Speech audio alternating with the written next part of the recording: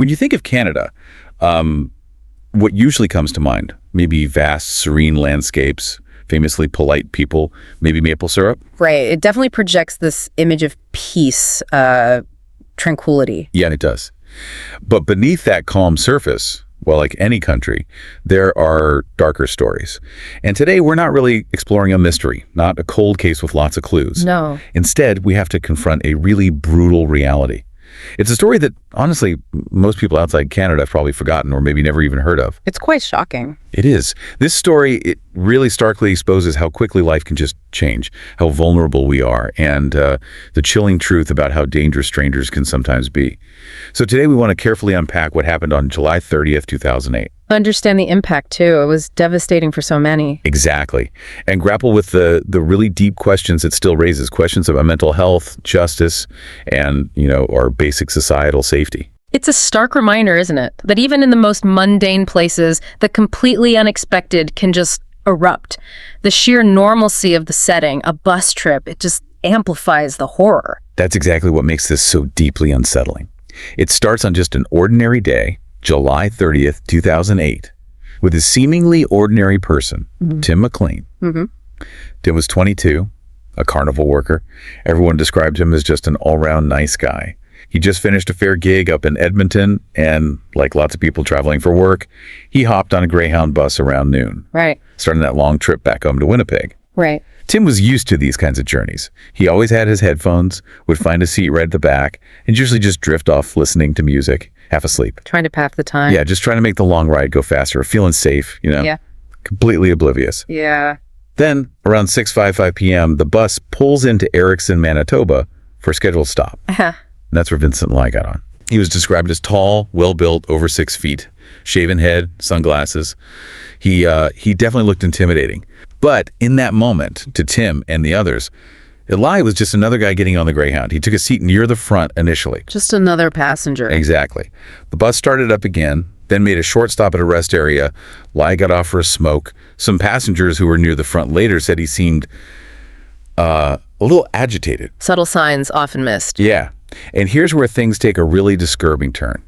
When Li got back on the bus, he didn't go back to his seat up front. He walked all the way down the aisle to the very back. Oh. And he sat down right next to Tim McLean. Kim was still half asleep, lost in his music. He apparently opened his eyes briefly, glanced at Li, maybe felt secure because he was pretty athletic himself, and it was a public bus. Right, that false sense of security. Yeah, he just shut his eyes again, started drifting back to sleep. Yeah, there was absolutely no way he could have known the storm brewing inside the man sitting right beside him. It's chilling how our normal social filters, the things that help us navigate crowds and ignore strangers' little quirks, can sometimes blind us. Tim's feeling of safety, based on his build and being on a bus, it tragically made him less aware of the threat literally right there. Absolutely. So the bus is driving on through Saskatchewan. There's a movie playing quietly on the screens. It's getting close to 8:30 p.m. Kim's fast asleep now, head against the window. Li is sitting right beside him. Okay. Only about 5 minutes after Tim had nodded off again, he was brutally woken up by a sharp, piercing pain in his neck. Oh my. Li had, with absolutely no warning, pulled out what someone described as a Rambo knife, a huge hunting blade, and was right then repeatedly stabbing Kim in the neck. Just out of nowhere. Can you even imagine the sheer terror, waking from sleep, totally defenseless, to find yourself being attacked like that? Knowing those are your last moments, he was caught completely, utterly off guard. He clutched at his neck as Li just kept going, these relentless, almost robotic thrusts. Horrifying. Tim let out this chilling scream. Witnesses said it was like something between a dog howling and a baby crying. Then screams just started rippling through the bus from the back moving forward as everyone realized what was happening. And what's particularly harrowing from the witness accounts is Li's face. Completely expressionless throughout the whole attack. No anger, no hate, nothing discernible in his eyes. It's a blank. Yeah. They were total strangers. That chilling lack of any human emotion just highlights the sheer senselessness of it. Made it even more terrifying for everyone watching. It was cold, methodical, devoid of any understandable reason. Tim tried desperately to fight back. Threw himself on top of Li, trying to stop the stabbing. It was useless. He collapsed onto the floor of the bus. His screams turned into these awful gurgling sounds as Li, still straight-faced, unfazed, just continued his precise, methodical attack. Unbelievable. The bus driver, though, showed incredible presence of mind. immediately pulled over to the side of the road, threw open the doors. All the other passengers just scrambled desperately to get out while Li was still attacking Tim. A complete panic. Total panic. One old woman got knocked down in the rush. A mother sitting near the back actually threw her toddler several rows forward just to get the child away from the danger zone. Oh, wow. One passenger, 26-year-old Garnet Caton, a Canadian Special Forces veteran, he'd been sitting just one row ahead of Li and Tim. He paused for a second, thinking about intervening. He even turned to another man and said, "Give me a hand, let's get this guy." But the other man just ran. Understandable reaction, I suppose, in that terror. Yeah. Garnet realized Tim was already beyond help, and he wasn't going to take on Li alone, so he got off the bus too. But then, an extraordinary act of courage. Along with the bus driver and a passing trucker who saw the commotion and stopped to help, Garnet decided they weren't letting Li get away. That really does show incredible courage and quick thinking under extreme stress. Caton, with his training, assessed it fast. Saving Tim wasn't possible anymore, so he shifted focus, contained the threat, stop him from escaping.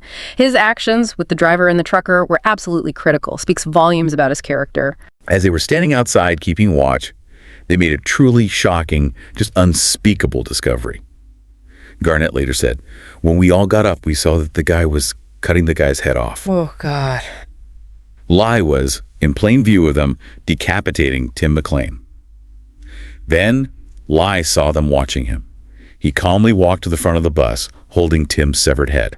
He looked right at them. He even tried to press the button to close the bus door, but the men had backed away. Just calm. That's terrifying in itself. The driver, again, thinking fast, had already hit the bus's emergency immobilizer, so Li was trapped inside. Garnet, the driver, and the trucker stood guard outside that Greyhound. All three of them had grabbed hammers and crowbars from the trucker's rig. Right. They just waited there for the police to arrive. And all that time, Li was taunting them, walking to the front, displaying Tim's head. And according to witnesses, the horror just escalated.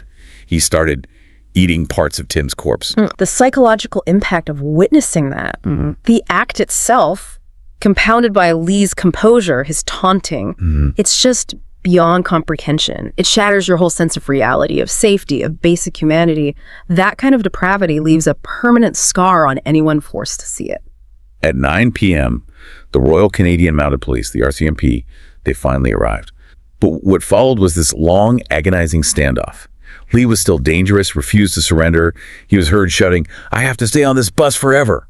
So for hours, until 1:30 in the morning, the officers basically had to just stand guard while Li continued to mutilate Tim's remains, cutting off parts, eating them right there in front of them. Imagine being one of those officers, trained to act, to protect, but forced into this passive role, just witnessing this horror continue for hours.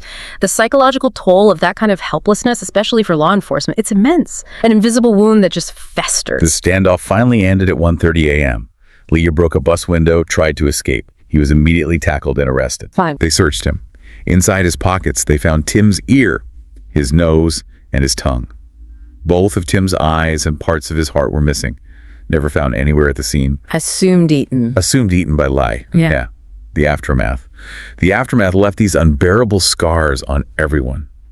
Garnet Caton, the veteran, he recounted it all with what he called serene clarity in an interview. But even though he seemed calm, you could see the shock, the trauma, plain as day in his eyes. That deer in the headlights look. Exactly. And it was made worse by reporters asking really insensitive things like, "Have you ever seen something like this before?" It's crucial to remember, Li didn't just have one victim. Tim McLean was the one killed, but everyone who saw it, everyone who responded, they were victims too. Suffered profound, lasting trauma. It's like ripples in a pond, that psychological damage. Yeah, think about Corporal Cambacker, one of the first RCMP officers on scene. Tragically, he took his own life 6 years later. Yeah. The trauma from that night on the bus was cited as a leading factor. Heartbreaking, it shows the long tail of these events. And then there were Stephen and Isabella Allison, a couple sitting right across from Li and Tim when it all started. Stephen was a top university student before that night. Afterwards, he could barely attend classes, haunted by the image of Li's knife. Said he became a shell of his former self. Completely derailed his life. Totally. Isabella dropped out of school entirely, needed medication for stress. Both of them said their basic trust in strangers was just shattered. Their lives completely altered forever. It really hit everyone on that bus and far beyond. It highlights those invisible injuries, doesn't it? The visible wounds were Tim's, tragically. But the deep psychological scars, They were etched onto every survivor, every first responder. They're still dealing with that mental anguish today. Trauma doesn't just vanish when the crime scene tape comes down. So the big question then is, who was Vincent Li? And what could possibly make someone do something so unthinkable? The fact that Li did it was never in doubt. No, the evidence was overwhelming. Right.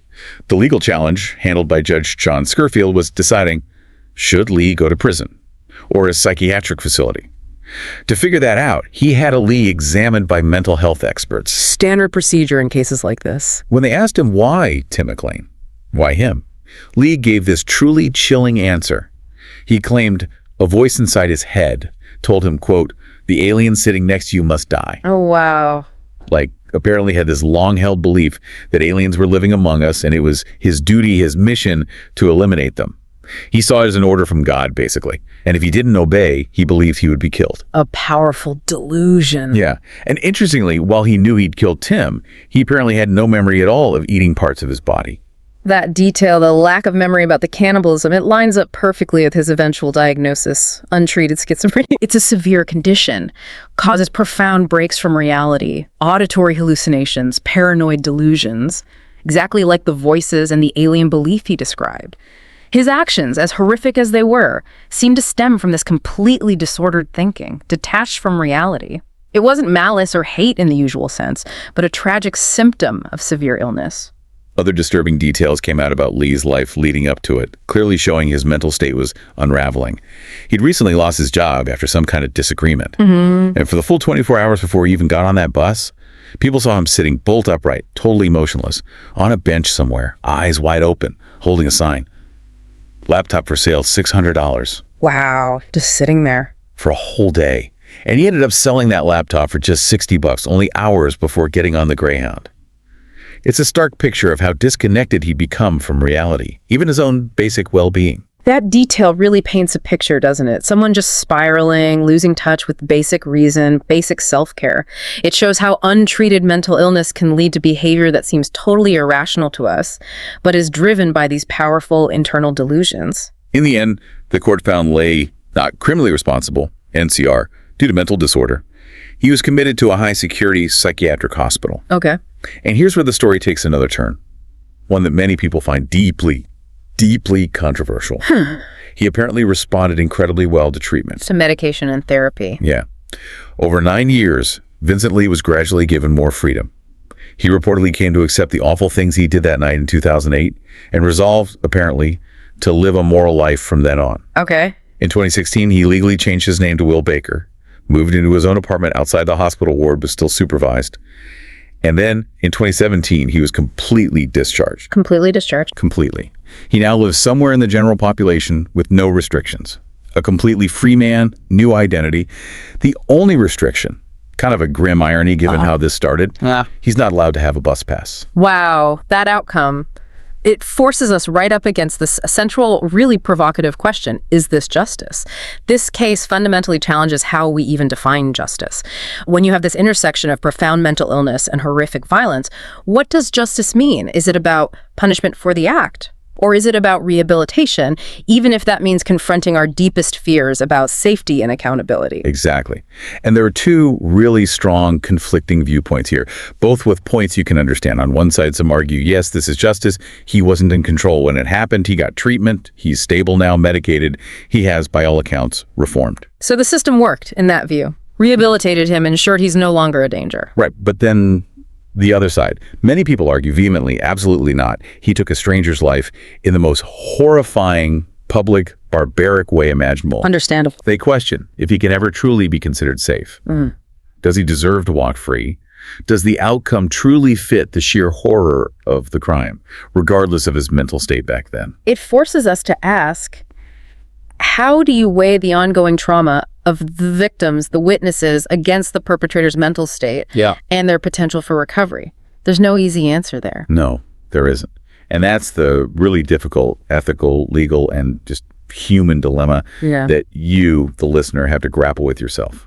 Where do you land on that? This whole tragic story also has a couple more just poignant details that really underscore the lasting impact. 5 months after Tim McLean was killed, his girlfriend gave birth to their son, a son he never got to meet. Oh, heartbreaking. And In a really jarring example of how society tried to process this, the animal rights group PETA actually tried to run an ad in the local paper comparing Tim's killing to eating animals. Seriously? Yeah. The newspaper thankfully refused to run it, but it just shows the bizarre ways people reacted. This whole incident reminds us, just so brutally, that Tim McLean was just a random guy, got on the wrong bus at the wrong time. He could have been absolutely anyone. Anyone. That's the terrifying part. The sheer randomness makes it so deeply unsettling for everyone. So in a world where these seemingly random acts of extreme violence can just shatter so many lives, how do we as a society really balance accountability with understanding? How do we define recovery, define justice for everyone involved? Not just the person who committed the act, but the victims, the witnesses, the families, society as a whole. Right. It's a question that really lingers, doesn't it? It certainly does. We hope this account gives you something to think about. We encourage you to keep exploring these complex issues and always approach such information with critical thought. Absolutely. Understanding the deep human cost and the complex ways we respond remains a vital challenge for all of us.